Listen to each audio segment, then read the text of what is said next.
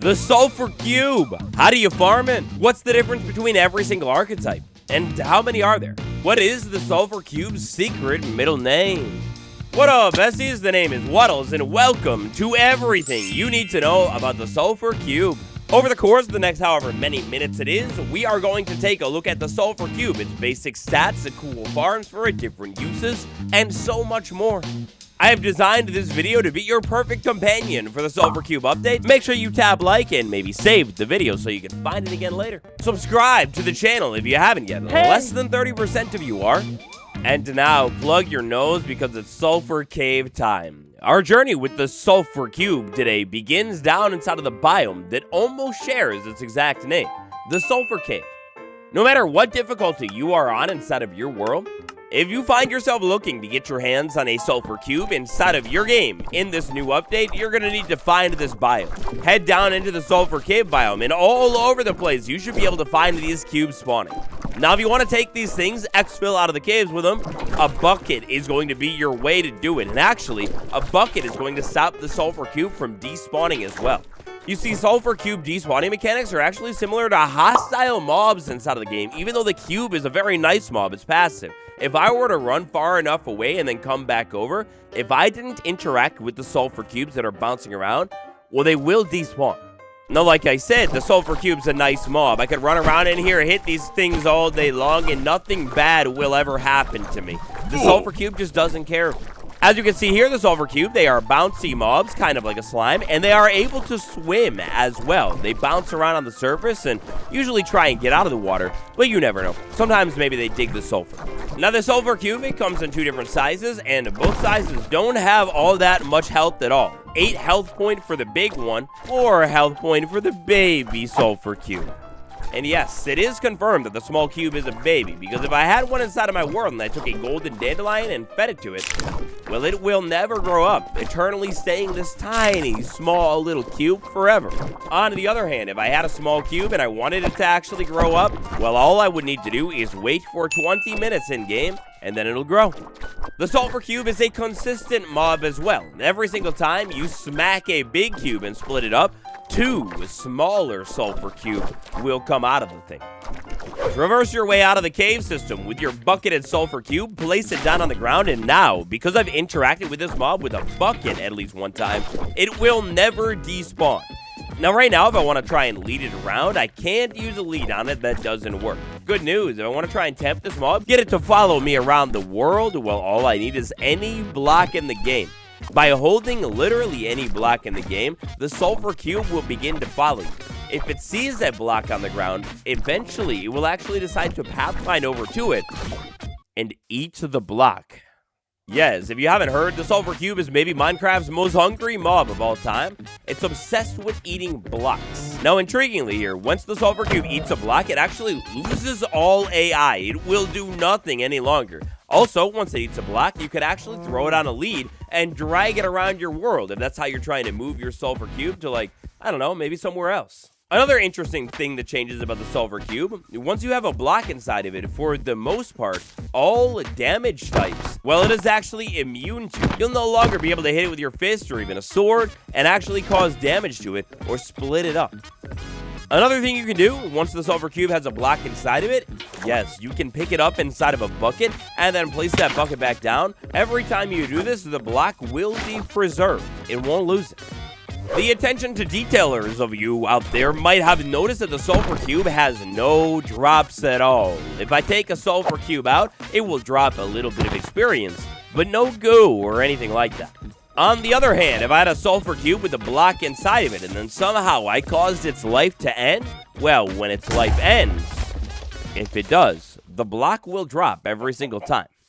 If you've got a block inside of a Sulfur Cube, you have a couple of different options for getting it back. Option number 1, use a pair of shears on it. You'll hear one of the funniest sounds in the entire game. It sounds like a shulker to me. Or you could simply use a different block on the Sulfur Cube, and the other block will be spit out of the cube, so you can just pick it up. And voila, just like that, a lot of our basic Sulfur Cube statistics, your intro crash course to the Sulfur Cube, that's about everything. But oh man, we haven't even scratched the surface when it comes to the real Sulfur Cube mechanics. Now, Members Club, I have a world download for you of this Everything Series episode world. If you want to test out the Sulfur Cube in my little world, check out some of the farms, then smash that join button today. Becoming a channel member helps support yours truly, and in return, you will get some cool benefits, like your name instead of my survival world if you come by alive and tell me to put it inside of it. All of the links you need in your life are down in the description. Now, if we want to breed the Sulfur Cube, there is nothing in the entire game that you could feed the cube to make it make sweet love. And instead, to breed the Sulfur Cube, you basically whack it one time with a diamond sword and split it up. And now these cubes, in 20 minutes time, will grow up into adults, and then I could basically continue the process. Hit it again, split it up, and continue multiplying them all day long. This makes the Sulfur Cube the first mob in the game that you breed by actually, well, kind of unlifing it. The Sulfur Cube and redstone, they are good friends. Here I have a Sulfur Cube sitting in front of a dispenser. In my dispenser, I have shears and then some random blocks. If I were to power the dispenser, well, depending on what the dispenser decides to choose, the block could actually be inserted into the Sulfur Cube, or if I just have a pair of shears, I could actually use the dispenser to take blocks off of the cube as well. Inside of dispenser numero B, I have a bunch of Sulfur Cube inside of buckets. If I power that dispenser, the dispenser could definitely deploy Sulfur Cubes. Intriguingly, the dispenser cannot, with a bucket, pick a Sulfur Cube back up though, so you're on your own there. Next up, one word, archetypes. Our Sulfur Cube friend is but one mob, but at the same time, it's like 10 or more different mobs. Depending on what type of block you put into the Sulfur Cube, the properties of the cube will actually change. Alright, but look, for starters here, once I put a block inside of a cube, the cube loses all AI. What we're going to take a look at here, the properties that will be changing, mainly have to do with how this cube will move around your world when you hit it, drop it, smack it, whack it, or something otherwise. There's a lot of blocks in Minecraft. Many of the blocks inside of the game can go into the Sulfur Cube, but ones that can consistently never go into the cube, we're talking things that are not full blocks, like a wall, a slab, or a staircase. Also, oftentimes, something that's a little bit more weird, like let's say a lectern, maybe a slime block, that's not going to work with a Sulfur Cube either. My big tip with the Sulfur Cube, if you're wondering if a block will work with it, a little bit of trial and error will do you big of favors. Just go ahead and try and use a block on the cube, and hopefully the block will work, but maybe it won't. That, or just comment a block down below, and myself or somebody else will answer your question. So as of right now, the Sulfur Cube has a total of 12 different unique archetypes here. Our first archetype that we'll take a look at here is called the bouncy archetype, which is going to behave similarly to a rubber ball. To make a Sulfur Cube become bouncy, just about any type of wood block in the game will do. You can put any wood in here and then hit the cube. And look at that thing, it kind of moves around, and oh, if you can get some height on it, it bounces there. Another pretty cool way we can check this out, my drop at 8 or 10,000. You see that cube? It's bouncing around. Now, our next Sulfur Cube type, it's a newer one. It's called Slow Bouncy, and it is achieved by placing basically any stone type block into the Sulfur Cube. Now, Slow Bouncy, just like our wood one, if we can get some height, it'll bounce a little bit. But unlike the wood one here, we can see that the Sulfur Cube, it moves nowhere near as quickly. You can see here, too, on our drop at 8 or 10,000, if I drop this thing, well, it'll bounce, but like way less. Next up, we've got the fastest sliding archetype, which is kind of like a hockey puck. You achieve it with any ice. This Sulfur Cube will not really bounce anywhere if I try and give it some height, but instead, when I hit it, it'll slide and then actually keep sliding, almost like it's sitting on ice. It's pretty cool. Next up, we've got a Sulfur Cube that kind of turns into a golf ball. It's called Fast Flat and can be achieved with a bunch of random blocks like moss, sponge, corals, and even more. Yes, today, if you are looking for a full list of different types of blocks that you could use, for example, the golf ball one, the Minecraft Wiki is what you should consult. I'll try and leave a link down below. Our golf ball Sulfur Cube is pretty cool. If I go ahead and whack this thing, oh man, it moves quick and fast, but it doesn't really bounce around too much or anything like that. Next up, one of the most cool Sulfur Cubes out of all of the archetypes that we're taking a look at, with wool inside of it, any color, it becomes a beach ball. So this one, you have to take a look at how it drops. Once you push it off of something, Oh, it falls slower than the player. When you hit it and whack it around, ooh, it kind of bounces up into the air, but it doesn't like bounce on the ground very much at all. It moves pretty quickly and snappily and falls slow every time. It's so cool. Next up, we've got slow sliding. To achieve slow sliding sulfur cube, you will need to put many of the mushroom type blocks in the game into this thing. Mushroom, fungi, whatever. When you put something like that into the sulfur cube, it becomes like a curling stone. So it's kind of like a hockey puck, except a little bit heavier. Doesn't move anywhere near as much. Next up, to achieve one that is called a medicine ball slow flat, you will put blocks of resources inside of it. Not all of them, but a lot of them. If I put that inside of the sulfur cube, check this thing out, it is heavy. In fact, so heavy that it chokes me up every single time. I get emotional. If you want to move this thing around your world, I mean, it's not going to move around your world very much at all. It sticks to the ground, doesn't really bounce at all, and looks pretty clean. Now, our final 4 sulfur cube archetypes are a little bit more unique. First up, high resistant, which is achieved by placing one of either soul block in the game. Soul sand, soul soil. You put it inside of the cube, and you thought that last one didn't move? Well, now this one barely moves at all. Like, if you want to move it around and push it, you're going to have to use a lot of effort to push it. That has quite a bit of drag. Oh my gosh, I almost forgot one. The regular sulfur cube. You can put a lot of dirts, muds, and concrete powder into the sulfur cube, and then it will behave something like a football. This is basically like our default sulfur cube movement mechanics. It moves, but not like a super lot. It bounces, but like not like a super lot. It's a good like generic sulfur cube if you're trying to maybe make a mini game or something like that in your world. Anyway, back to the more interesting sulfur cubes. Next up, we've got sticky, which is only achieved with honeycomb. A sticky sulfur cube, predictably, is going to stick to things, so that means it's not going to move very quickly at all. And check this out. Here's a bouncy sulfur cube. If I go ahead and send it right out over the wall. If I send a bouncy cube at the wall, it bounces off of it. Meanwhile, if I'm able to send a sticky one at the wall, it sticks to the wall and doesn't bounce off. Just for reference here, a normal sulfur cube, well, it bounces off the wall a little, but not quite as much as this wooden one does. Now, next up, our very final 2 archetypes. The last 4 are interesting, but these final 2 are technically classified as unique archetypes. We've got one for magma block and one for TNT. The magma one, man, it's ruthless. Put a magma block inside of the sulfur cube, let it touch another mob. Hey, get it back here. Let it touch another mob, and it will damage that mob on contact. This will not happen with any of the other sulfur cubes. This is basically meant to replicate if a mob were standing on a magma block, it would take a little bit of damage. So logically, if a mob touches this magma cube thing, it will take damage too. Now, this thing will only take as much damage per second of contact as standing on a magma block would deal, so it's not a lot, but it is kind of cool. You could probably put this thing on top of a hopper at the bottom of your mob farm and use it to help take out mobs a little bit quicker. And here we are, last and definitely not least, the explosive sulfur cube. If you've heard of the cube in only one type, this is the type that you've heard about. The explosive sulfur cube. When I move this thing onto or across fire, it will actually ignite the TNT.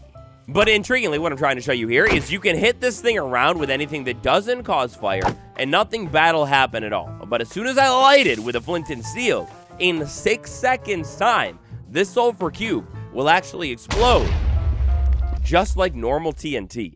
Now, the developers have baked in a 6-second timer in order to give you time to maybe move the cube around. You can take your sword and whack it after you light it, send it far away, so you don't blow yourself up.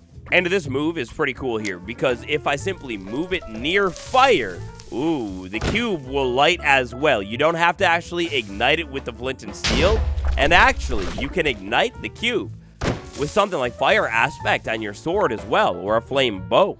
Now, our explosive archetype is quite advanced, so I want to spend a little bit more time with this one. The explosive archetype, if I have TNT inside of it, and, well, if I came into contact with redstone TNT, it will ignite it. So what will happen if I slide this thing across the wire of redstone? Well, the same exact thing will happen. As soon as a sulfur cube with TNT inside of it comes into contact with redstone, it will explode. Or like the fuse on the TNT will be lit. The same thing is going to happen when you actually physically power the redstone yourself as well. If I can line this thing up just right with a redstone wire and power it, aha, it actually lights the TNT as well. It's pretty sick. The sulfur cube with TNT inside of it, it can also do chain reactions as well. If I had a multiple sulfur cube with TNT in it and maybe I lit one of them, well, this first one that I actually lit myself, 6 seconds every time, but the other fuses, well, we can see right there that it wasn't 6 seconds, and their timing is random. Yeah, so basically, you could use the sulfur cube that is on fire to light other sulfur cubes and explode them, maybe make a chain reaction, gigantic payload of explosives on the local village. I don't know. Another thing that makes the sulfur cube pretty advanced here, in fact, one of Minecraft's most advanced mobs, are the movement mechanics. On the Minecraft wiki, you can find this perfect little chart that will explain the sulfur cube, where you hit it, in which direction it will go. So for example here, first up, go ahead and line them up. Maybe on this middle one, I hit it dead center. Well, it will move pretty much straight on and not bounce very much. On this one, maybe I hit it in this bottom corner near the eye. Well, it's going to go up and bounce a little bit and also actually go to the side. Meanwhile, this other one, maybe I hit it on the other corner near the top. No bounce at all, but quite a bit of slide. Also, what you are dealing damage with to the sulfur cube, like how much damage that thing would deal, will affect how far the cube will move. For example, if I hit this in the dead center with my fist, it's not very far. But then if I hit it dead center with my sword, that moves quite a bit farther. So over here, I've set up a little bit of an example course for us here. If I hit this thing with a wooden sword, we can see that it slides to like maybe that far or whatever. But if I were to hit this thing with a diamond sword, the same exact thing, well, yes, it moves way, way farther. And the same projectile movement jazz is going to happen when you hit this thing with like a projectile as well. I'm hitting it with snowballs and, well, it's not dealing like any damage, so maybe it's not moving. But if I take a plain old bow and hit it, well, an arrow will deal a little bit more damage than a snowball would, so the cubes, they'll actually be able to move. And to make the sulfur cube even more exciting, enchantments work with it too. Now, our movement mechanics in general, they are going to be different from archetype to archetype. After all, that's the point of all of the different ones. For example, this hockey one, we can see here as I send it around in this little pen, it will bounce off of the walls. Meanwhile, some of the other ones, like the sticky one, it wouldn't ever bounce off of the wall. This is going to lead to the sulfur cube being quite beautiful for minigames. Another cool way that you can move the cube around is not even hitting it. You can just bump into it and kind of kick it like a soccer ball or something and push it around like that. It's pretty cool. Next up here, farms with the sulfur cube. I've got two. An easy one and then an equally as easy one but different. Our first sulfur cube farm right here is going to involve a pen, like an area that you keep your sulfur cube in. You drop it down, you simply hit it with your sword, and then you wait around for 20 minutes of time. Or if you're tight on time, you have a slime farm. Well, the baby sulfur cube, it actually likes the slime ball. I could feed a small sulfur cube the slime ball, give it a little bit of time, and with enough slime ball, the sulfur cube will actually grow up. Now, once one of these things becomes an adult, it no longer will care about the slime ball at all. Like, it doesn't get tempted by the slime ball despite its looks. Yeah, it doesn't care. Only the small ones like slime ball. I can't stress this enough though, make sure you bucket your sulfur cubes even after you grow them up and place them back down so they don't despawn later. Continue this process on until the end of time and you can multiply your sulfur cubes just like that. Now the other farm that I've designed here, it's something similar to a cow crusher except for the sulfur cube. I've got 3 blocks towered up, a fence up on top of it, and a trap door down here at the front that'll open up, something like that. I will get approximately 24 sulfur cube inside of this single little block. I'll open up that trap door, and then I will give one a whack with the simple use of entity cramming here. The sulfur cubes, once I have enough inside of it, well, they will actually choke each other out, and the babies will be rocketed out of this farm, something like this right here. We can see the babies keep on going and going and going. When I want to trap the farm and like make sure I keep all of the cubes, I can close the trap door. The farm will calm down in a little bit of time. Or I can just shoot all the sulfur cubes out of the farm. It's an easy way to duplicate these things and farm them in one little spot. And again, all you need to do when you're ready to duplicate them is cut a grown-up one in half, and then babies will start shooting out of this thing. It's pretty easy, can be a little bit wonky, and can be very messy, so don't build this in a spot that you really care about because your cubes will be everywhere. Now, last things last today, the Sulfur Cube. What the heck could you use this thing in your world? Well, for starters here, mini games. If you play on a server, an SMP, like Hermitcraft or something, you could set yourself up a very easy cube ball game. You could put whatever type of block inside of the cube that you'd like to, run around and push it, maybe whack it around and do something like that. Mini games. It seems like the big idea that Mojang initially had for the Sulfur Cube. Another great use for the Sulfur Cube is maybe a magma block cube inside of your farm to speed it up a little bit. A great one of pure evil and destruction. You take your happy gas, you load it up with a bunch of Sulfur Cube down below this thing, and sail it over to whatever your target is. Maybe that villager, he wronged me. With a little bit of sailing and flying, I fly myself right over wherever my target is, use a pair of shears to drop all of the cubes onto the floor, and then carefully with a bow, maybe flame or something, I can light it on fire, hopefully not send them too far away from the initial one, and basically cause a big gigantic chain reaction. It'll show that villager exactly who's boss. Another pretty sick one that I quite like with the Sulfur Cube is a simple zip line. Here's what I've got going on. I've got 3 obsidian block on either side of this Sulfur Cube. In the middle, I've got some glazed terracotta, so my slime block contraption up top won't accidentally move my blocks around. Now here I've got a hockey puck Sulfur Cube, and then 2 separate circuits. The circuit on the back is a redstone lamp with a button on it, an observer looking down at the lamp, and firing into the piston, with a slime block on top of it. The other circuit is a pressure plate, redstone dust, repeater on a little bit of a delay, and a piston facing down. Check this out. When I hit the button, the piston fires out and launches the cube in whatever direction the piston is facing. So basically, I could zip line back and forth. Down here below this thing, so I could actually use it in survival, I've got a pig and a saddle in a chest boat. Hit the button, and I move just like that back and forth. You could definitely make this more intricate with like turning stations and everything like that. But man, zip lines with a Sulfur Cube, it's such a fun idea. Or who knows, maybe you just love the Sulfur Cube and you want to watch it like go up and down on a geyser. We'll set a geyser up and yeah, you can bounce it around, fly it up and down all day long. Oh yeah, and that reminds me, water. How dare I forget? Inside of our Sulfur Cube world near the archetype wall, I went ahead and documented which ones float and which ones do not. A frowny face means no floating. A smile means it will float inside of water. Dude, there is so much depth to the Sulfur Cube. It's definitely Minecraft's most complex mob, maybe since the Warden. And so, with that, the Sulfur Cube, everything there is to know about this thing and how it works, I think we've done it. If you've got a cool use for the Sulfur Cube, call it down below. I'd love to hear your ideas. Channel members, a little world download of my test lab. It's out right now. Thank you all for watching. On the end card will be the playlist of the Everything series, where you could touch up your knowledge on everything else new in the game. I will see you all tomorrow. Adios, muchachos.